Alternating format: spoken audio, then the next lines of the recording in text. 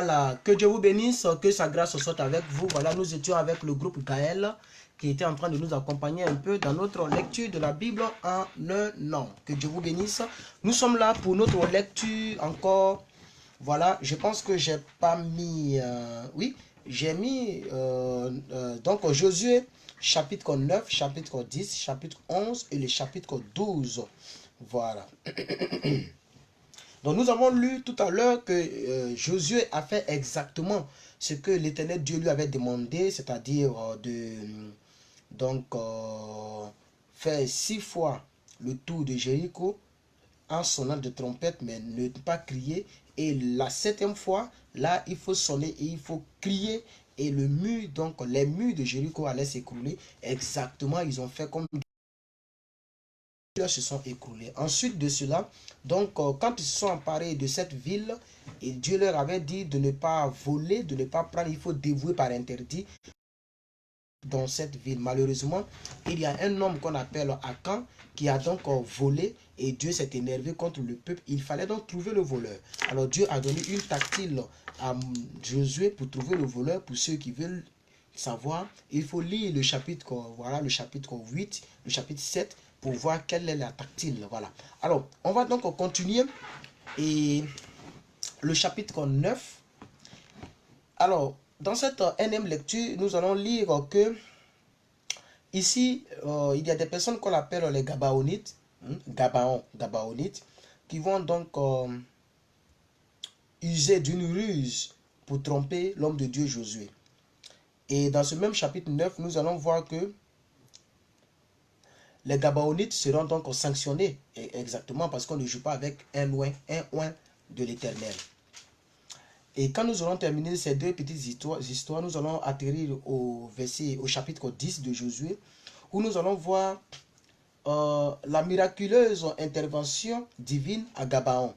Dieu va encore intervenir de manière musclée par cette ruse que les Gabaonites vont faire subir à Josué et à ses hommes. Et il y aura une victoire du peuple d'Israël à la tête Josué. Donc cette victoire va se dérouler dans une circonscription qu'on appelle Makeda. Voilà. Et après ce chapitre 10, au chapitre 11, nous allons voir la conquête de la Palestine du Nord par le peuple d'Israël. Et ensuite, nous allons voir donc la liste au chapitre 12 des rois qui ont été vaincus par Moïse et par Josué. Parce que, comme je vous l'ai dit, Josué est le successeur de Moïse. Donc, dans le chapitre 12, on va énumérer depuis Moïse jusqu'à Josué tous les rois qui se sont montrés durs, mais qui ne sont pas arrivés quelque part parce que le Dieu d'Israël est plus dur que les rois de ce monde. Donc, tous les rois là seront énumérés dans le chapitre 12, ok, et ainsi on aura terminé. Voilà. Donc, que Dieu vous bénisse. Je repars maintenant au chapitre 9 pour la lecture à proprement dite.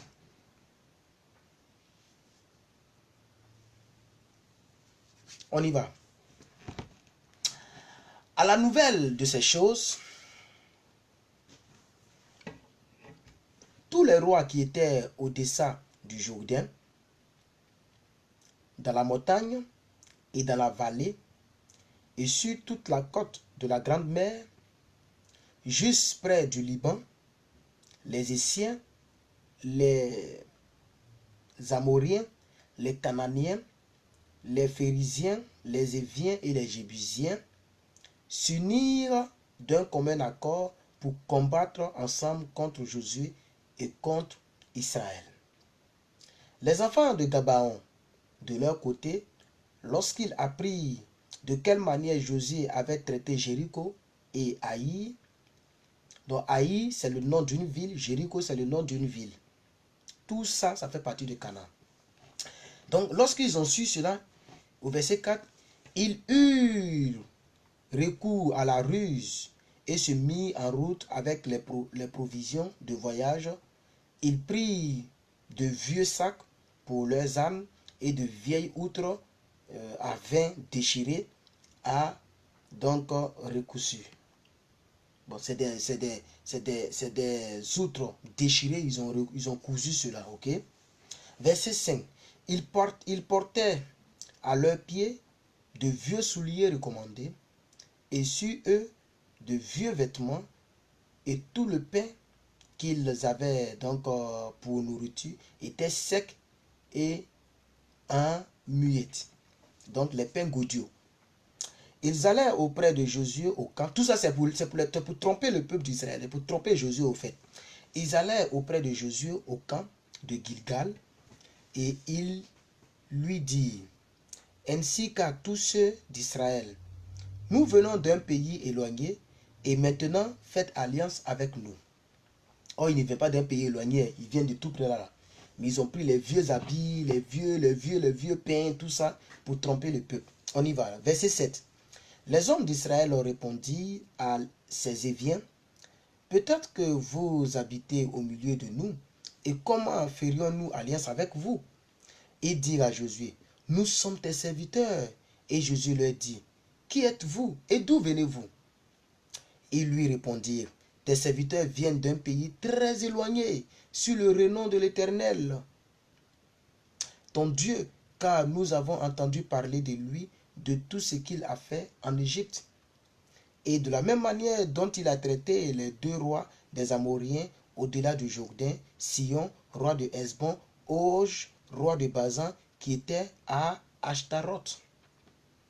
Et nos anciens et tous les habitants de notre pays nous ont dit, prenez avec vous des provisions pour le voyage et allez au-devant d'eux et vous leur direz, nous sommes vos serviteurs et maintenant faites alliance avec nous. Voici notre pain. Il était encore chaud quand nous en avons fait provision dans nos maisons le jour où nous sommes partis pour venir vers vous. Et maintenant, il est devenu sec et il est devenu miette. Regardez ces outres à vin que nous avons remplies toutes neuves. Les voilà déchirées. Nos vêtements aussi et nos souliers sont usés par l'exercice longueur de la marche. Les hommes d'Israël prirent de leurs provisions et ils ne consultaient point l'Éternel. Voici l'erreur qu'ils ont fait. En toutes choses, et je vais le dire quand je vais conclure ce chapitre, on continue. Donc, ils n'ont pas consulté l'Éternel par rapport à ce que ces Gabaonites ont dit. Josué fit la paix avec eux et conclut une alliance par laquelle il devait leur laisser la vie et les chefs de l'assemblée le leur jurèrent. Verset 16. 3 jours après la conclusion de cette alliance, les enfants d'Israël apprirent qu'ils étaient leurs voisins et qu'ils habitaient au milieu d'eux. Car les enfants d'Israël partirent et arrivaient à leur ville le troisième jour. Leur ville était Gabaon, Képhira, Béroth, Kirjat Jaïrim. Ils ne les frappaient point parce que les chefs de l'assemblée leur avaient juré par l'Éternel, le Dieu d'Israël, de leur laisser la vie. Mais toute l'assemblée murmura contre les chefs. Et tous les chefs dirent à toute l'assemblée, nous leur avons juré par l'Éternel, le Dieu d'Israël, et maintenant nous ne pouvons pas les toucher. Voici comment nous les traiterons. Nous leur laisserons la vie, afin de ne pas attirer sur nous la colère de l'Éternel à cause du serment que nous leur avons fait. Ils vivront, leur dirent les chefs. Mais il fut employé à couper le bois et à puiser de l'eau pour toute l'assemblée, comme le chef le leur avait dit. Josué les fit appeler et leur parla ainsi. Pourquoi nous avez-vous trompés? Le téléphone, il parle seul là-bas. Il parle seul là-bas, le téléphone. Désolé, nous sommes victimes des appels, des appels entrants sans prévenir. Donc, Facebook a fait une mauvaise chose de créer Messenger et donc les gens lancent les appels comme ça sans prévenir ni rien, mais ce n'est pas grave. Verset 22. Josué les fit appeler et leur parla ainsi. Pourquoi nous avez-vous trompés en disant, nous sommes très éloignés de vous, tandis que vous habitiez même au milieu de nous? Maintenant, vous êtes maudits, et vous ne cesserez point d'être dans la servitude de couper du bois et de puiser de l'eau pour la maison de mon Dieu. Il répondit à Josué et dit, On avait rapporté à tes serviteurs les ordres de l'Éternel, ton Dieu, à Moïse, son serviteur, pour nous livrer tout le pays et pour en détruire devant vous tous les habitants. Et votre présence nous a inspiré une grande crainte pour notre vie. Voilà pourquoi nous avons agi de la sorte. Et maintenant, nous voici entre tes mains.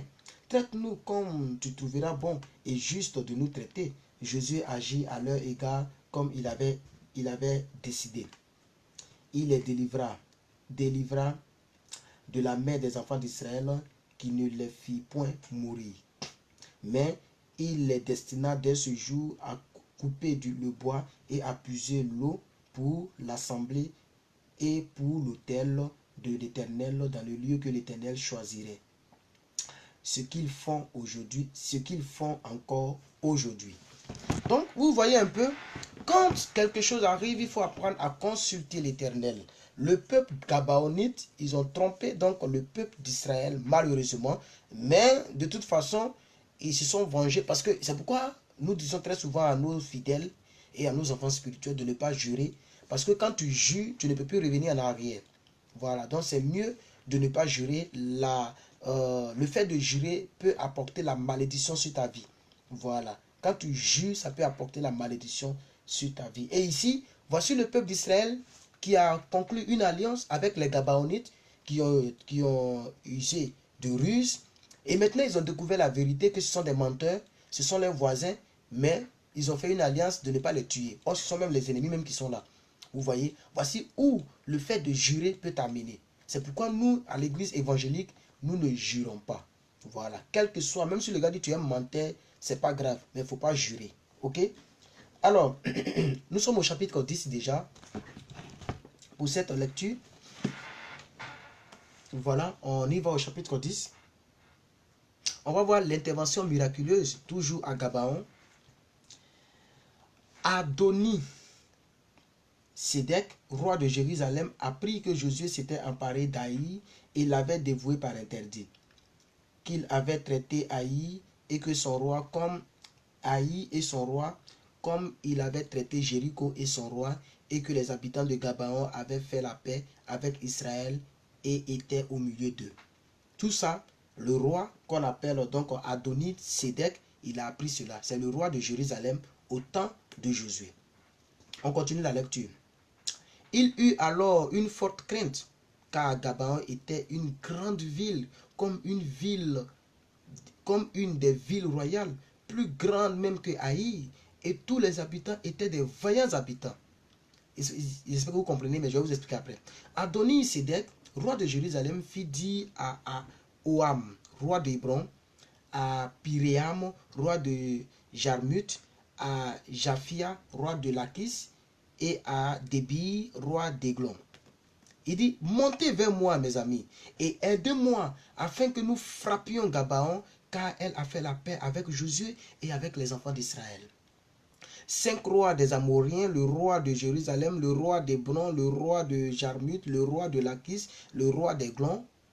Ces 5 rois. Ces 5 rois se réunissent ainsi et montèrent avec toutes leurs armées. Ils vinrent couper près de Gabaon. Ils vinrent camper près de Gabaon, ok, et l'attaquèrent. Les gens de Gabaon envoyèrent dire à Josué au camp de Gilgal, n'abandonne pas tes serviteurs, monte vers nous à Nath, délivre-nous, donne-nous du secours, car tous les rois des Amoriens qui habitaient la montagne se sont réunis contre nous. Josué monta de Gilgal, lui et tous les gens de guerre avec lui et tous les vaillants hommes avec lui. L'Éternel dit à Josué, au verset 8, ne les crains point, car je les livre entre tes mains, et aucun d'eux ne tiendra devant toi. Josué arriva subitement sur eux, après avoir marché toute la nuit depuis Gilgal. L'Éternel les mit en déroute devant Israël, et Israël leur fit éprouver une grande défaite près de Gabaon, les poursuivit sur le chemin donc qui monte à Beth-Horon et les battit jusqu'à Azeka et à Makeda. Comme pendant qu'ils fuyaient devant Israël, et qu'ils étaient à la descente de Beth à Horon, l'Éternel fit tomber du ciel sur eux de grosses pierres jusqu'à Azeka, et ils périrent. Ceux qui moururent, par les pierres de grêle furent plus nombreux que ceux qui furent tués avec l'épée par les enfants d'Israël.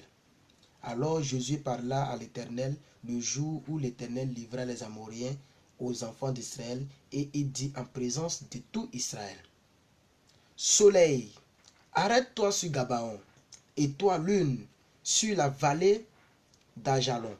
Et le soleil s'arrêta, et la lune se suspendit sa course, jusqu'à ce que la nation ait tiré vengeance de ses ennemis. Cela n'est-il pas écrit dans le livre du juste? Le soleil s'arrêta au milieu de Gabaon, et ne se hâta point de se coucher presque tout le jour. Il n'y a point eu de jour comme celui-là, ni avant, ni après, où l'Éternel ait écouté la voix d'un homme, car l'Éternel combattait pour Israël. Et Josué et tout Israël avec lui retourna au camp de Gilgal. Les 5 rois s'enfuirent et se cachèrent dans une caverne à Makéda. On le rapporta à Josué en disant: les 5 rois se trouvent cachés dans une caverne à Makéda. Josué dit: roulez de grosses pierres à l'entrée de la caverne et mettez-y des hommes pour les garder. Et vous, ne vous arrêtez pas, poursuivez vos ennemis et attaquez-les par derrière. Ne les laissez point entrer dans leur ville, car l'Éternel votre Dieu les a livrés entre vos mains.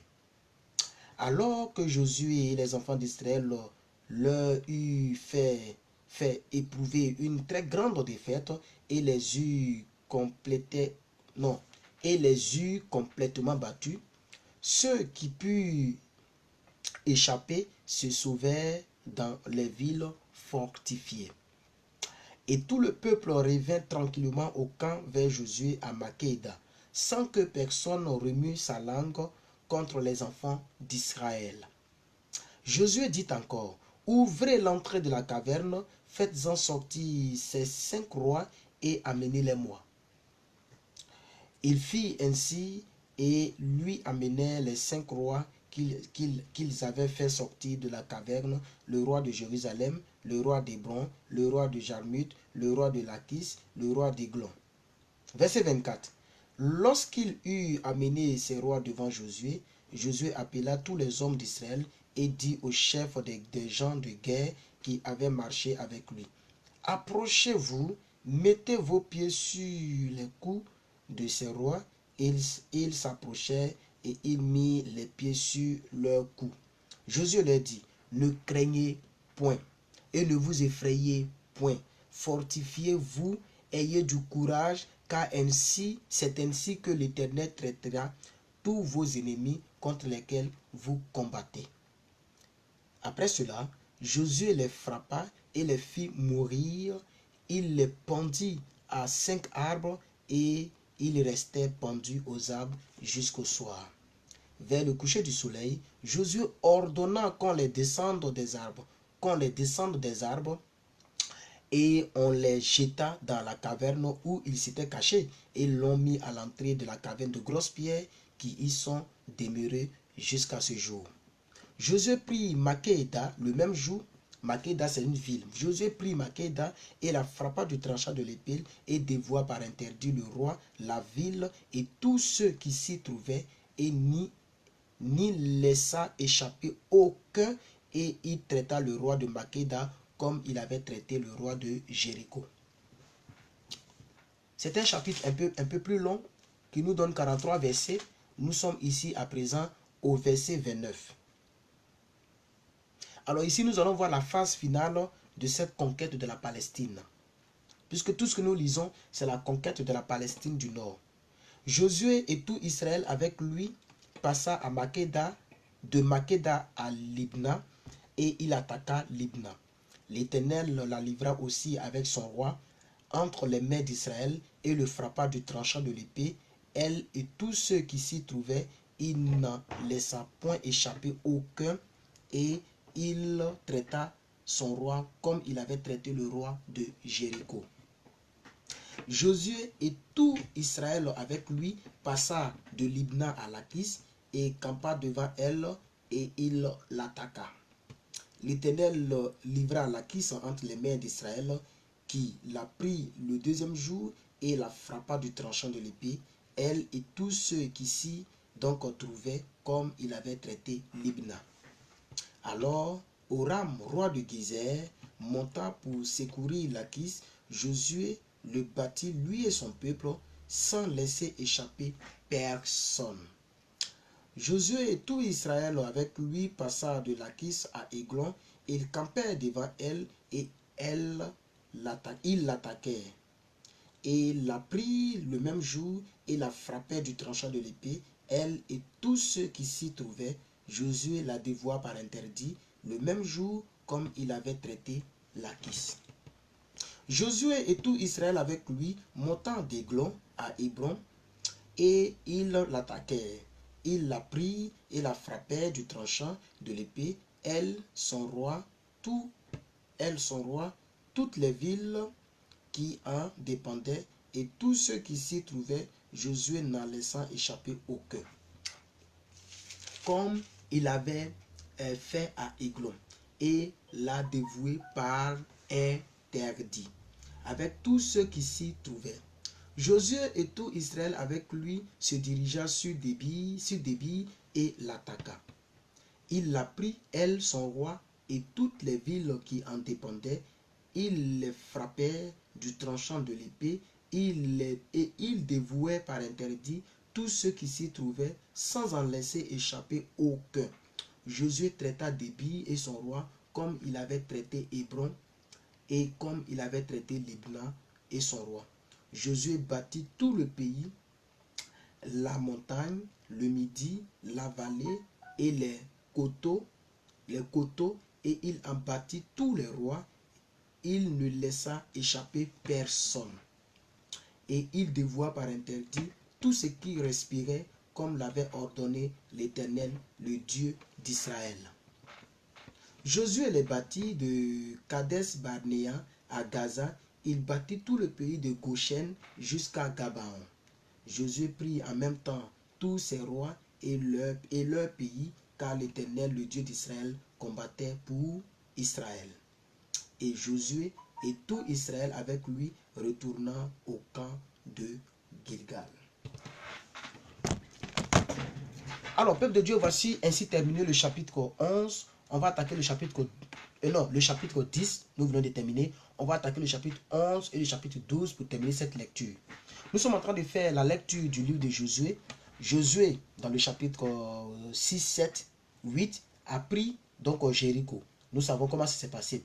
Josué ici encore, donc, a été trompé par un peuple qu'on appelle les Gabaonites, c'est-à-dire à Gabaon. Okay? Ce peuple-là les a trahis, les a menti, et ils ont fait une alliance. Okay? Et à partir de là, le roi de Jérusalem, okay, qui s'appelait donc Akoni, attendez que je vérifie bien le nom. Bon, Adoni, c'est pas Akoni, c'est Adoni, qui s'appelait Adoni. Ce chef-là a convaincu 4 autres nations, 4 autres rois, okay, pour venir se joindre à lui pour combattre le peuple d'Israël. Okay? Mais c'est mal connaître le Dieu d'Israël. Donc le Dieu d'Israël a donné des stratégies au peuple de Josué. Donc dans cette bataille à Gabaon, okay, et Dieu lui-même a fait descendre des grosses pierres du ciel. Vous imaginez? Imaginez-vous une ville où il y a des grosses pierres qui pleuvent. Tu vas faire comment pour arrêter ça? Tu vas faire comment pour stopper des pierres? On n'a pas dit des petites pierres, des grosses pierres qui tombent du ciel. Ça, c'est Dieu qui fait ça. Ça, c'est le Dieu d'Israël. C'est mon Dieu. Moi, c'est mon Dieu. C'est pourquoi toutes les personnes qui vont rentrer dans la sorcellerie pour dire AVC n'a qu'à prendre celui-là, AVC n'a qu'à prendre celui-là, coronavirus n'a qu'à prendre celui-là, il n'a qu'à mourir de sida, il n'a qu'à croiser une fille là-bas pour sortir avec elle pour avoir sida. Ça, ils n'ont pas connu le Dieu de plus que vainqueur. Plus que vainqueur ne connaîtra aucune fille à part sa femme. Ça, c'est ce que Dieu a dit et c'est la force que Dieu a donnée à plus que vainqueur. plus que vainqueur, ne connaîtra jamais de AVC, jamais d'accident, jamais de toutes ces choses, parce qu'il est plus que vainqueur. C'est le Dieu qui fait pleuvoir des grosses pierres venant du ciel, lorsque Dieu est avec toi. Vous comprenez? Donc Dieu était avec ce peuple-là, et ce peuple-là a fait des exploits pas possibles. Et ce peuple était dirigé par cet homme qu'on appelle Josué. Et la preuve que Dieu était avec eux, Josué s'est énervé. Et parce que la journée n'était plus assez pour combattre ce peuple. Puisque je vous ai dit, le roi de Jérusalem, au temps de Josué bien sûr, a convaincu 4 autres nations. Donc c'est tout un monde qu'il faut combattre. Alors Josué, qu'est-ce qu'il a fait? Il a pris son autorité. C'est pourquoi tu n'es pas obligé de demander ma permission pour déclarer des bénédictions sur ta vie.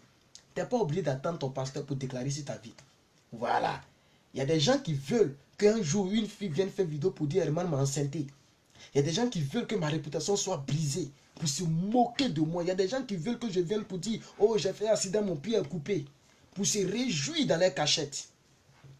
Mais ça n'arrivera pas. Parce que c'est ce que moi je veux, c'est ce que je déclare toujours sur ma vie. Je suis protégé par ce Dieu. Donc Josué n'a pas demandé la permission d'un être humain. Il a déclaré que le soleil s'arrête.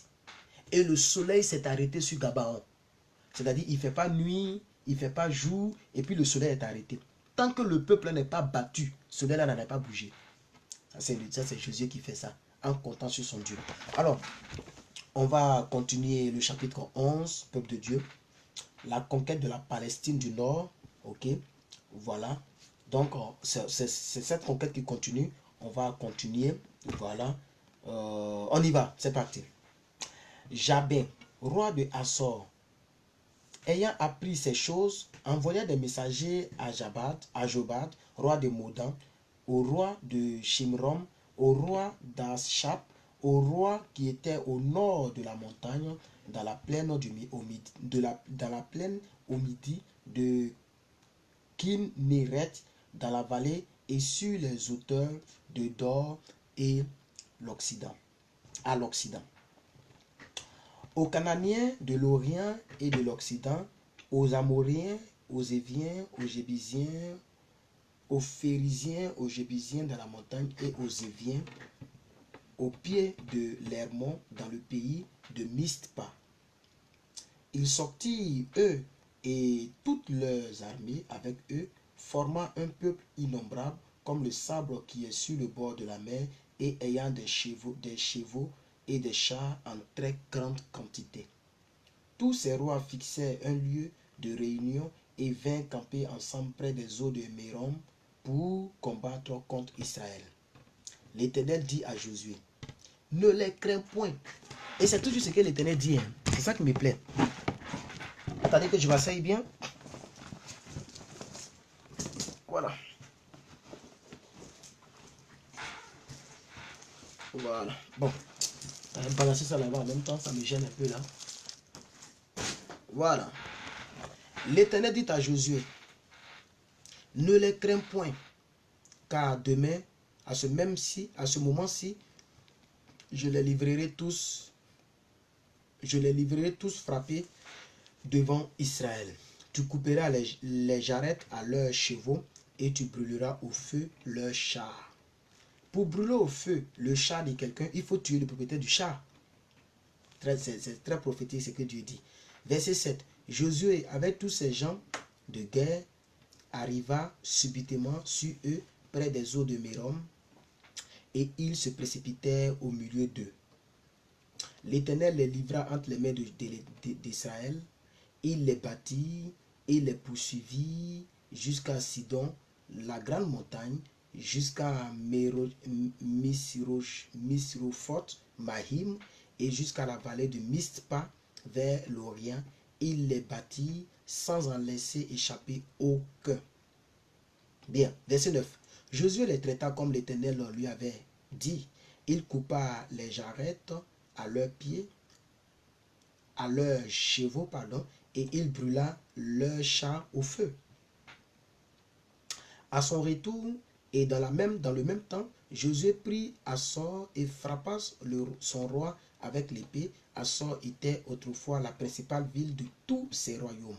On frappa du tranchant de l'épée et l'on dévoua par interdit tous ceux qui s'y trouvaient, et il ne restait rien de ce qui respirait. et l'ont mis le feu à Hatzor. Josué prit aussi toutes les villes de ses rois et tous leurs rois et les frappa du tranchant de l'épée. Il les dévoua par interdit, comme l'Éternel l'avait ordonné Moïse. Bon, peut-être que c'est comme l'avait ordonné Moïse, serviteur de l'Éternel. Voilà.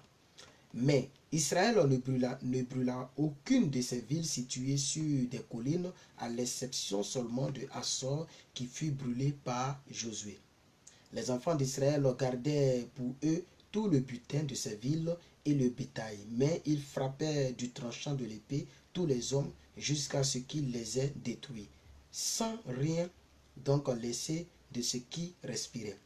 Josué exécuta les ordres de l'Éternel à Moïse, son serviteur, et de Moïse à Josué. Il ne négligea rien de tout ce que l'Éternel avait ordonné à Moïse. Alors, du verset 16 jusqu'au verset 23, qui est le dernier verset de ce chapitre 11, l'avant-dernier chapitre de cette lecture, nous allons lire maintenant les résumés des conquêtes de l'homme de Dieu Josué. Lisons le résumé. C'est ainsi que Josué s'empara de tout ce pays, de la montagne, de tout le Midi, de tout le pays de Goshen, de la vallée, de la plaine, de la montagne d'Israël et de ses vallées, depuis la montagne nue qui s'élevait vers Séir jusqu'à Balgad, dans la vallée de Libna, au pied de la montagne de l'Hermon. Il prit tous leurs rois, les frappa et les fit mourir. La guerre que soutint Josué contre tous ces rois fut de longue durée. Il n'y eut aucune ville qui fit la paix avec les enfants d'Israël, excepté Gabaon, habité par les Éviens, et il les prit toutes en combattant.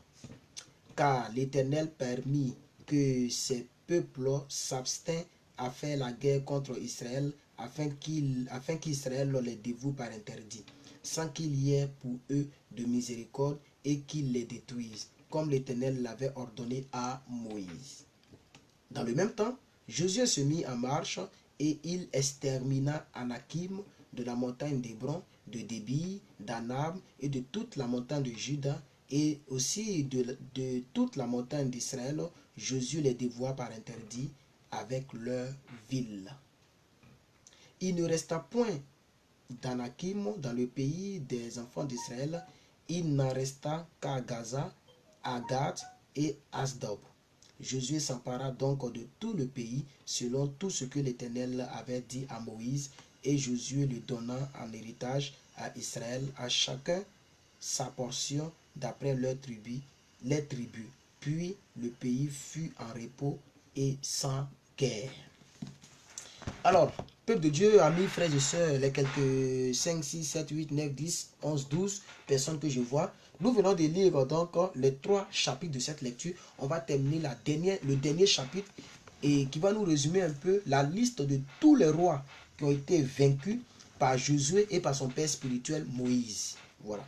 Donc Josué et Moïse, voici la liste de tous les rois, ok, et donc qui ont été vaincus, tués par ces 2 hommes de Dieu. Chapitre 12, verset 1.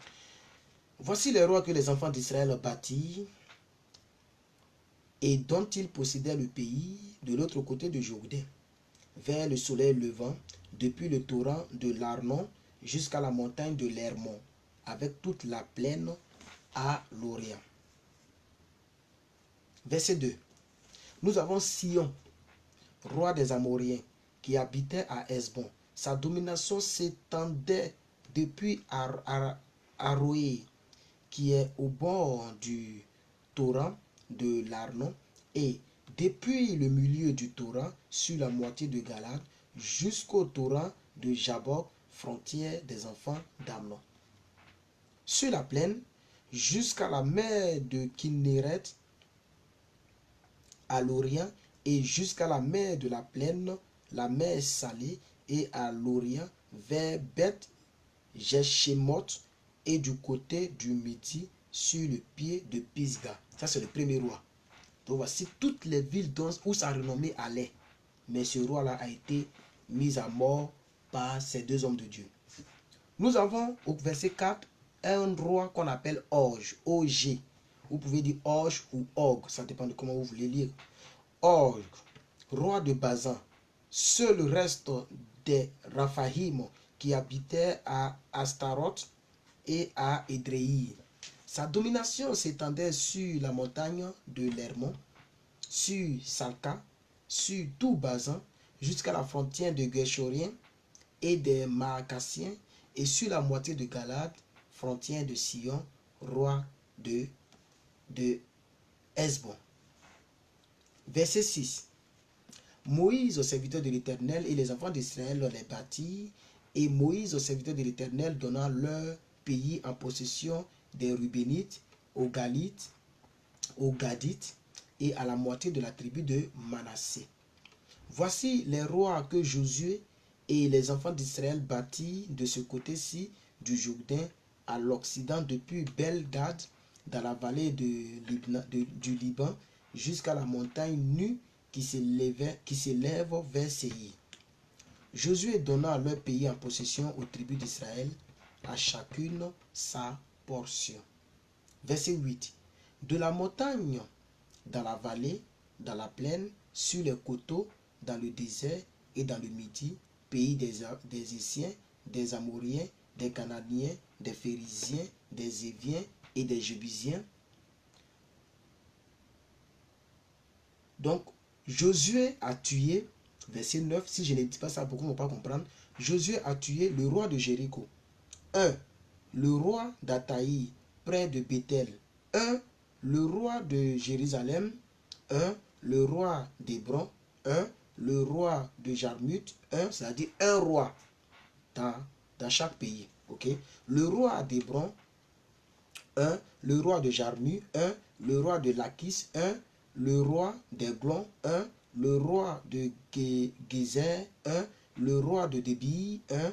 Le roi de Guéder. 1. Le roi d'Armon. 1. Le roi d'Arad. 1. Le roi de Libna. 1. Le roi d'Adulam. 1. Le roi de Maakeda. 1. Le roi de Bethel. 1. Le roi de Tapuach. 1. Le roi de Épher. Le roi d'Aphek. Le roi de Lacharon. Le roi, donc je vais laisser les 1, ok, puisqu'on sait que c'est un roi donc en nation. Le roi de Madon, le roi de Madon, le roi d'Asson, le roi de Shimron, Méron, le roi d'Achaf, le roi de Taanak, le roi de Megiddo, le roi de Kedesh, le roi de Joknéa, le roi de Carmel, le roi de Dor, sur les hauteurs de Dor, le roi de Gojim, près de Gilgal, le roi de Tirsta. Donc le total, ça fait 31 rois. Lui seul, Josué. Son mentor, c'était 2 rois seulement. Mais lui, Josué, c'est 31. Donc au total, ça fait 33 rois. Ok? Comme la vie de Jésus sur la terre, 33 ans. 33 rois que ces 2 hommes ont neutralisés. Que Dieu bénisse sa parole. Merci à vous d'avoir suivi cette lecture. Voilà. Que Dieu vous bénisse. Passez un très bon samedi chez vous. Que Dieu vous garde. Et que Dieu soit avec vous. De mon côté, je vais m'occuper un peu de la maison. Elle est vraiment désordonnée. Puisque je vous ai dit qu'on a eu un problème ici. Après l'accident qui a failli... Peut-être même que le monsieur il est toujours dans le coma. Un accident s'est déroulé juste là. Des gens qui roulent très mal en plein quartier. Comment vous pouvez partir à 60 km/h dans le quartier des gens? Et il a cogné quelqu'un, carté une voiture. Et là où la voiture était garée, c'est là que j'ai l'habitude de garer. C'est là que pour ceux qui ont suivi, désolé, voilà, pour ceux qui ont suivi l'exhortation que j'ai fait avant-hier quand je rentrais du boulot, c'est là que je voulais garer. Et je vous ai dit que dans la vidéo, je vous ai dit qu'il y a quelqu'un qui a garé une Porsche Cayenne là. C'est cette Porsche Cayenne là qui a été froissée. Le monsieur ouvrait sa portière pour rentrer et l'autre qui conduisait en vive allure a ramassé le monsieur, la voiture, tout ça et j'étais là-bas. Vous voyez. Et encore hier nuit, Il y a quelqu'un qui roule mal, qui est venu cogner le poteau électrique qui est juste à côté là. Il y a un poteau électrique quelque part là-bas vers le carrefour là. Il est allé cogner ça et le poteau électrique est tombé. Donc ça fait que tout le quartier était sans électricité. Voilà. C'est pourquoi, je ne sais pas si vous allez voir, mais j'ai acheté ma torche. Ma torche là. Voilà. Voilà. Non, vous ne voyez pas, mais là, voilà. Voilà. Vous voyez ça? J'ai acheté ma torche pour pouvoir me gérer avec. Voilà. Vous voyez? Voilà. Donc, ça ne me sert plus à rien parce que ça m'a servi un seul jour. Ils m'ont fait gaspiller mes 5 dollars comme ça cadeau. Voilà. Donc, tout ça pour s'équiper parce qu'il n'y avait pas d'électricité à cause de l'accident. Ok? C'est pourquoi vous voyez que le tapis, je l'ai mis là. Là, il y a un bon soleil. Je vais le faire sortir pour que le soleil puisse taper ça. Et puis, je vais réarranger toute la maison que j'ai dérangée pour pouvoir faire sortir le tapis à cause de l'eau qui sortait du réfrigérateur. Que Dieu vous bénisse. Donc, voici un peu mon petit programme. Et à partir de 16 h, j'irai travailler pour finir à minuit. Ok? Voilà. Et puis aussi, comme aujourd'hui et samedi, on ne va pas à l'école. On attend demain pour aller lundi pour aller à l'école. Donc, dimanche, on sera là pour lire notre Bible et on va passer notre sabbat. Voilà, tranquillement. Et la nuit, dimanche à 22 h, j'irai travailler pour finir à 7 h du matin. Voici le programme de Plus que Vainqueur. À vous, que Dieu vous bénisse. Et portez-vous bien, passez un très bon week-end et que la grâce et le Dieu de Jésus soient avec vous. Bye bye.